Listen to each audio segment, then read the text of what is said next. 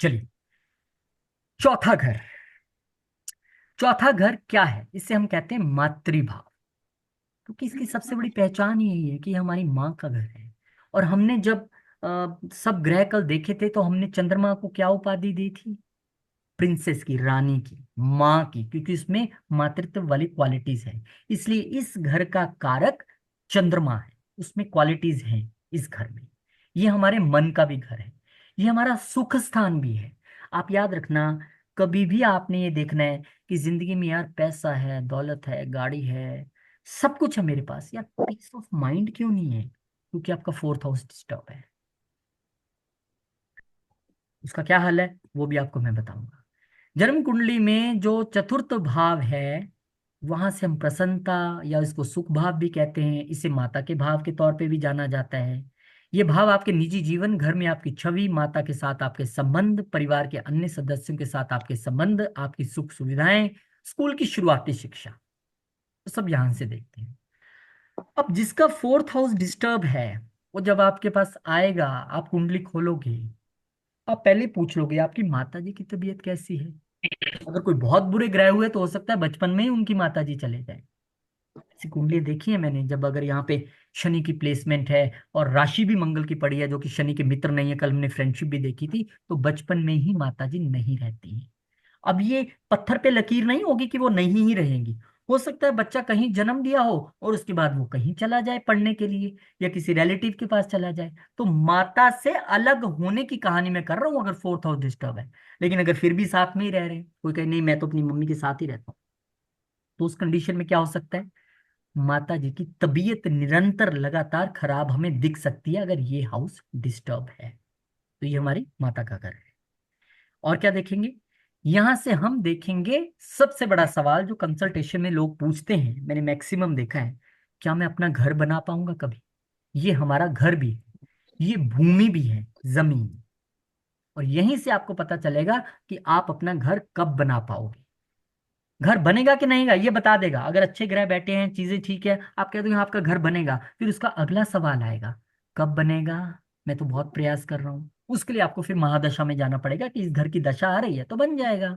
वो मैं आपको महादशा सिस्टम जब पढ़ाऊंगा तो बताऊंगा। आज आपको ये याद रखना है कि ये घर भी है, ये सुख भी है, ये माँ भी है, ये जमीन भी है। इसलिए जो लोग अच्छे रियलिटर्स हैं, प्रॉपर्टी डीलिंग का काम करते हैं, वो फोर्थ हाउस से अपना पैसा कमाते हैं। उनका थर्ड और फोर्थ दोनों अच्छे हैं। क्यों? क्योंकि अगर तो कोई छोटा प्रॉपर्टी डीलर है, क्या करेगा वो जहां से जमीन, यहाँ का जमीन किसी को बिकवाएगा या घर बिकवाएगा, और दोनों तरफ से 1-1% कमीशन ले लेगा। कमीशन क्या है? Third house. जब दोनों का रिलेशन बन गया तो ऐसे कमाएगा। अगर कोई बहुत बड़ा बिल्डर है तो उसका फोर्थ हाउस अपने आप में ही बहुत स्ट्रांग होगा। ना सिर्फ फोर्थ हाउस, उसका मार्स, मतलब कि मंगल जिसको हम जमीन का कारक मानते हैं, और सैटर्न जिसको हम बने हुए घर का कारक मानते हैं, वो दोनों बहुत स्ट्रांग होंगे। तभी तो वो जमीन लेके बिल्डिंग बना पा रहा है और बेच पा रहा है। तो वो फोर्थ हाउस बताएगा कि आप कितना अच्छा करोगे इस फील्ड में। व्यक्तिगत खुशी का निर्धारण करते समय चौथे घर का मूल्यांकन करना महत्वपूर्ण है। भावना और अंतर्दृष्टि भी चौथे घर का ही एक प्राकृतिक तरीके से जुड़ा हुआ है। अगर हम काल पुरुष की कुंडली में देखें, 4 नंबर लिखा है ना यहाँ पे, तो कर्क राशि आ जाती है। कर्क के मालिक कौन है? चंद्रमा। वैसे भी कार इसके चंद्रमा है, और वैसे भी काल पुरुष की कुंडली यानी जो मेष लगन वाले हैं उनके लिए यहाँ पे चंद्रमा ही कर्क राशि आती है।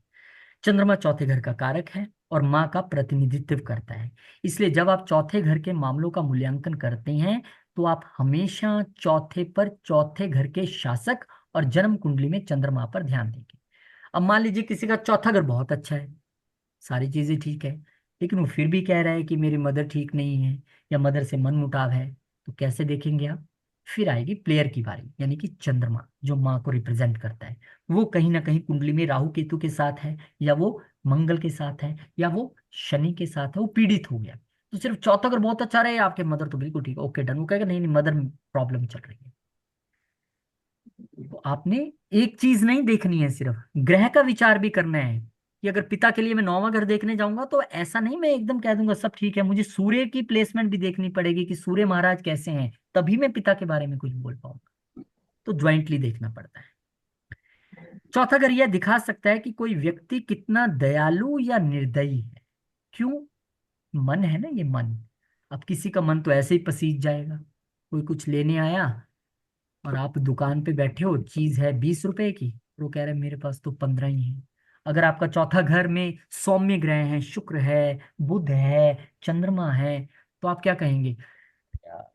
प्रॉब्लम तो है। फिर आप देखोगे, अपनी डायरी चेक करोगे कि ये जो चीज मैं बेच रहा हूँ मुझे तो पड़ी 12 रुपए की, मैं 20 की बेच रहा हूँ, तो आप उसे कहोगे अच्छा तो ले जाए, तेरा 15 ही दे, ले जाए इसको। सॉफ्ट, दयालु। लेकिन यहाँ पे कोई बैठ गया क्रूर ग्रह, एकदम अड़ियल वाला, तो आप कहोगे अरे रख दे इधर यार, मैंने कोई लंगर थोड़ा खोला हुआ है कि कोई भी ले जाएगा, सॉरी मैं नहीं दे सकता। निर्दयी। वो भी हम यहीं से निर्धारण करेंगे कि कोई हार्ट वाइज कैसा है, इसका मन कैसा है।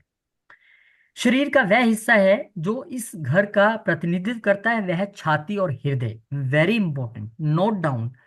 पिछले कुछ सालों में अगर सबसे ज्यादा कोई बीमारी देखने में मिली है तो वो है हार्ट अटैक।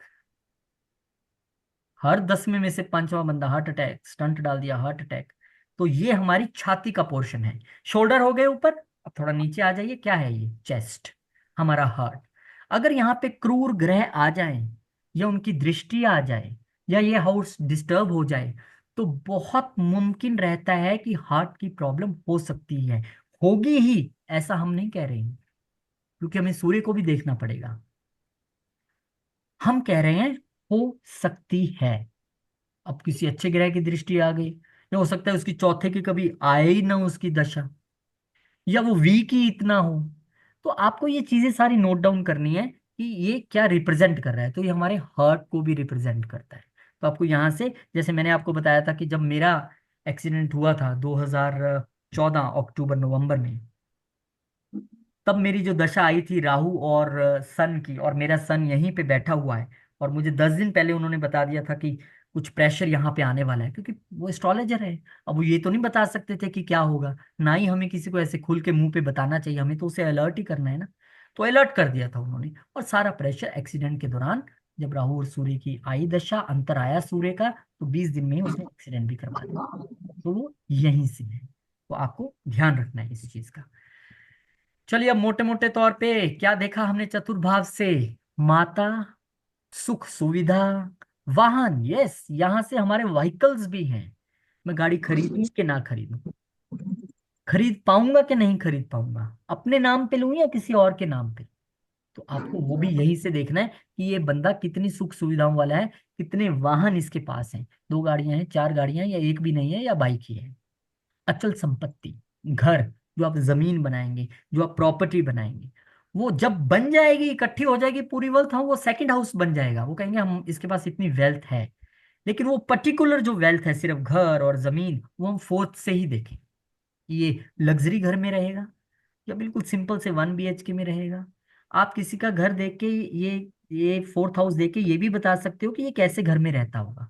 मान लीजिए यहाँ पे शुक्र बड़ी अच्छी कंडीशन में है, और यहाँ पे और भी अच्छे सौम्य ग्रह आ गए, तो लग्जरी घर में रहेगा, बड़े घर में रहेगा। हाँ, अब यहाँ पे देश काल पात्र आपको हर जगह अप्लाई करना है।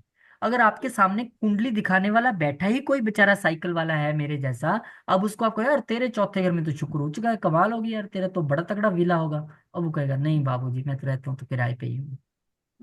अब लेकिन जब उसका घर भी आप देखोगे किराए का जाके, बड़ा अच्छा सुंदर उसने बनाया होगा अंदर से, जबरदस्त। लेकिन वही आपके सामने कोई मर्सिडीज में से आके उतर के बैठ जाए और उसका फोर्थ हाउस अच्छा हो, तो यकीनन आप उसको कह सकते हो कि आपके एक नहीं, मुझे तो दिख रहा है कि आपके दो दो तीन तीन विलाज हैं। डेफिनेटली। तो एस्ट्रोलॉजी में देश काल पात्र, यानी कि आप किस देश में हैं, किस काल में हैं, 2025 में है या 1925 में है, कौन पात्र आपके सामने बैठा है, ये बहुत इंपॉर्टेंट है जब हम एनालाइज करें। इसको ध्यान में रखिएगा। तो चौथा